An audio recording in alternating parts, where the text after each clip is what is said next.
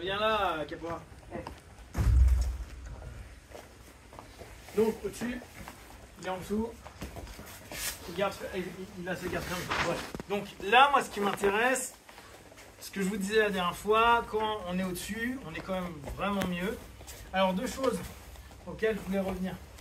On a cette tendance, nous en jiu-jitsu, Luta, d'avoir les orteils comme ça. D'accord? Plat. Parfois, on a les orteils un peu relevés. Ok? Pour une logique MMA, contrôle au sol, c'est pas ce qu'il y a de mieux. Là, on est vraiment sur une notion libre. Le mieux, c'est ça. Parce qu'on est peu mobile et on peut facilement mettre de l'énergie sur l'avant. Un peu plus en arrière? Un peu plus en arrière? Non, j'ai ouvert. Je Okay. suis pas là. Je suis là. D'accord? Ce qui nous oriente au niveau de l'énergie qu'on peut mettre sur les différents aspects. Donc quand vous voulez taper un mec, il vaut mieux le taper pas quand vous êtes là, mais quand vous êtes là. Là, vous pouvez même utiliser beaucoup plus vos jambes, avancer beaucoup plus, casser sa hanche, revenir, shooter, revenir. Ce que font très bien les lutteurs. Et pourquoi les lutteurs ont créé d'autres grands handpands? Parce qu'un Jutsuka, bah ça, il va être solide là-dessus, mais c'est pas fait pour taper. On n'a pas assez de surface, donc souvent on a compensé en faisant Donkey Kong avec les années. Mais ça, c'est vachement plus cohérent. Et on revient sur les singles et doubles, où l'orientation de notre pied plus du genou va nous donner de la force. Ok? Ok, je suis là. Je vais retravailler mes sorties de garde. Là, on va travailler surtout la seconde. On reviendra sur la première, bien sûr, plus tard. Donc, je le shoot un peu. Là, il va en général rester soit collé, soit au départ vouloir me donner des coups, mais c'est assez rare. N'oubliez pas, on n'est pas droit comme en jiu-jitsu, on n'est plus sur cette notion Luta. Ok? Je vais isoler un bras. J'isole. C'est pas toujours simple. D'accord? Il y a des moments où vous allez lutter pour aller prendre la main, ce qui est normal. Maintenant, on recommence. La notion gauche-droite. Ok? 1, boum, je reviens, je traverse de l'autre côté, 2, ok, je reviens, je descends. Là, ici, c'est assez facile. Ça ne me demande pas beaucoup d'énergie. Bon, là, il a ouvert, c'est assez simple. Je reviens, je passe, hop, contrôle, je mets une petite percue, et je reviens. Donc, ce qui va m'intéresser, c'est le fait que vous vous releviez. C'est d'autant plus intéressant dans un travail en interstyle ou dans la rue. D'accord? Se relever, c'est bien, ça nous permet d'avoir moins de danger, plus de possibilités de se barrer si on est dans la rue, ou si on est en MMA, si on a la volonté de revenir sur de la percue, c'est plutôt bien. Et si on veut continuer en lutte, bah, il suffit qu'on mette beaucoup de pression sur le partenaire. Donc, dans la MMA, un coup dans la tête et il relâche sa garde, non? Pas forcément. Parce qu'en vrai, le premier effet qu'il devrait avoir, c'est ça. Tu vois, il va se prendre un coup, il va lever un peu ses hanches, il va revenir me chercher. Mais est-ce que là je suis pas quand même bien? Parce qu'au final, bon, c'est vrai, je fais pas énormément de dégâts, mais je le frappe et puis. Alors, sur un round MMA, on revient sur le principe du round actuel. Sur un round MMA, si tu es juste en train de faire ça, je ne vais pas marquer des masses. Si à ce moment il se relève, il me refait chuter lui, ou il met un gros gauche-droite et que je saigne, il prendra le round. Parce que maintenant, c'est pas forcément ce que je te disais hier, c'est par rapport. Il y a 3 éléments MMA, contrôle de la cage, contrôle du temps, le temps que tu as pu avoir, et l'impact de tes coups. Et l'impact sur les coups, maintenant ils veulent qu'au sol, il y a un impact. Que donc, quand je vais faire ça, tu vois qu'ils galèrent. Si on est juste en train de faire ça, comme on fait traditionnellement, ça on sait que ça ne va pas te compter. Par contre, dans le principe MMA, tu dis, ok, je prends du temps de contrôle du combat. C'est moi qui ai décidé d'aller au sol, on est au sol et je le contrôle. Et là, je prends les points là-dessus. Mais je ne les prendrai pas en efficience. Si par exemple au départ, il y a un jab cross, on est là aussi, ils vont peut-être garder plus la notion d'efficience, donc il y aura un 1-1 au niveau des autres. Après, ça dépendra qui a amené au sol, comment, quoi, etc. Enfin, c'est juste dans la notation que ça change. Dans la rue, clairement, tu es là, bah, si tu peux shooter direct au parti, ça va vite. Hein. Ou tu arrives et boum, un bon coup de tête, c'est facile. Ok? Faut pas se prendre la tête, hein. Les mecs font du jiu-jitsu. pleut. Ok, donc on la garde. Ok, donc n'oubliez pas, pour ici, on est vraiment sur cette notion gauche-droite. J'allège d'un côté, boum, je reviens, j'allège de l'autre côté, je reviens. Moi, j'aime bien rentrer en interne. Ok, ouais, c'est ma manière de faire. En MMA, en général, les mecs ne vont pas tenir 10 000 heures comme ça. Par contre, danger, c'est le moment où les personnes se relèvent. Ça peut arriver. Il y a des gens, ils vont se relever à ce moment-là. Ouais, ils vont s'appuyer sur nous, ils vont se relever. Je fais tomber, insérer vite et aller directement sur le partenaire. Insérer la deuxième, écraser. En MMA, plus, qu'en luta, il faut écraser les gars.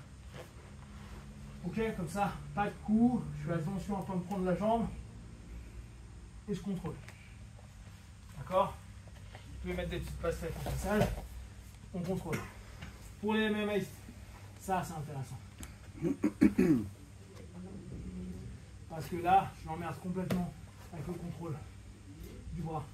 Pour les plus grappleurs d'entre vous, juste comprenez votre principe de grappling. Ce que je vous rappelais, cette semaine, je vais tenter des subs, non pas pour soumettre, mais pour éviter que le partenaire se relève. Donc je vais aller là, et pendant ce temps-là, je m'en fous de passer ma sub. Et pendant ce temps-là, lui, il ne pense pas à se relever. Et tant que je le contrôle au sol, c'est moi qui mène.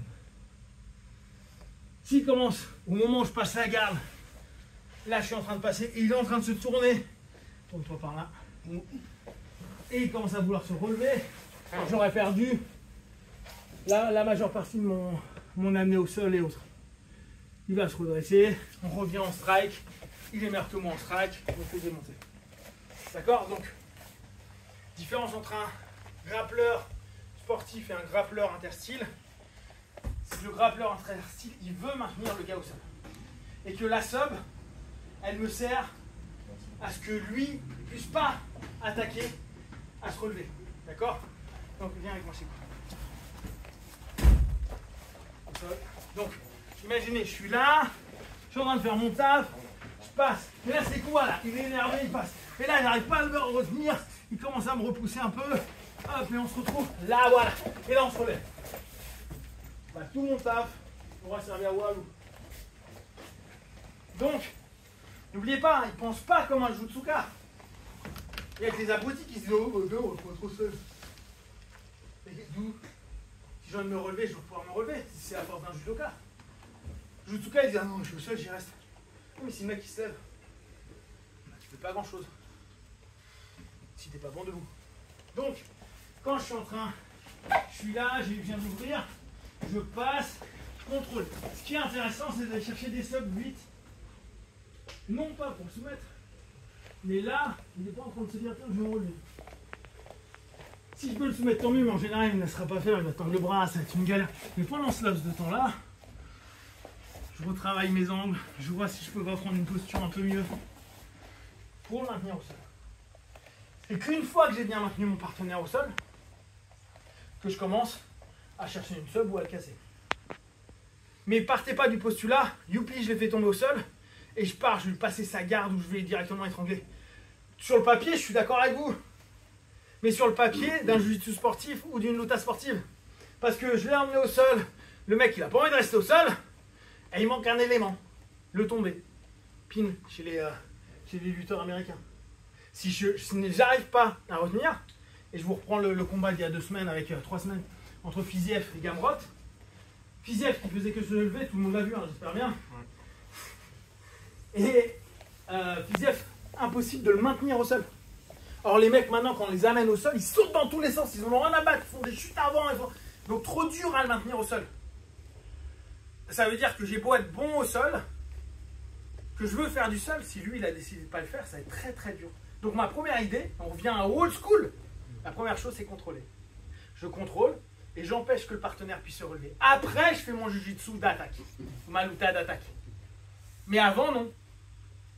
C'est comme, ouais, je vais le taper, alors que le mec veut se relever. Bah, je vais le taper 2 fois, il va se relever. D'accord? Je suis là, bah attends, on va plutôt le faire comme ça. Imagine, le mec il veut me taper, je suis à peu près comme ça. Il commence à me taper, moi je viens me parler, je fais ça, bon bah voilà. Super. Et ça arrive souvent. Hein.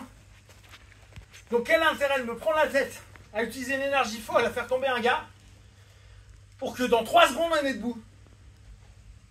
C'est qu'il manque quelque chose dans notre jeu. Nous, en tant que grappleurs, notre priorité, c'est maintenir un partenaire au sol. C'est pas de soumettre. Ça, c'est l'esprit old school quand un mec savait pas combattre en jutsu. C'était Gracie Challenge. Ouais, le mec il a jamais rien fait, tu l'emmènes au sol, tu rigoles avec, tu lui arraches le bras, c'est super. Maintenant, les mecs savent combattre. Ils savent quoi faire pour t'empêcher de faire les choses. Donc, dès qu'ils peuvent, ils se relèvent. Kron Gracie contre le Canadien, là. Ouais, pour Jourdain. Qu'est-ce qu'il faisait? Amené au sol. Ah non, non. Tirage de Il dit regarde, je regarde. Voilà, ça faisait ça. Jourdain, il a dit d'accord. Pourtant, on a Kron Gracie, hein. Le mec champion ADCC, le mec invaincu en ceinture marron pendant 2 ans. Il se passait rien. Et dès qu'il pouvait, voilà. On parle pas d'un tocard lambda, on parle d'un mec qui a fait champion ADCC, c'est-à-dire loin de nous. En MMA, le mec, il avait qu'à faire ça. Voilà. Bonne journée. Si vous ne comprenez pas que la base de notre boulot, quand on est sur une surface interstitielle, c'est le contrôle au sol, le contrôle, le jiu-jitsu, il sert à rien. Mais là où vous avez dit que tu contrôles pour après soumettre, là tu sers des solutions. Exactement, ça c'est très luta libre. La luta utilise beaucoup les subs comme parce qu'on n'a pas assez de grip pour. Ouais, ok. Ok. Allez,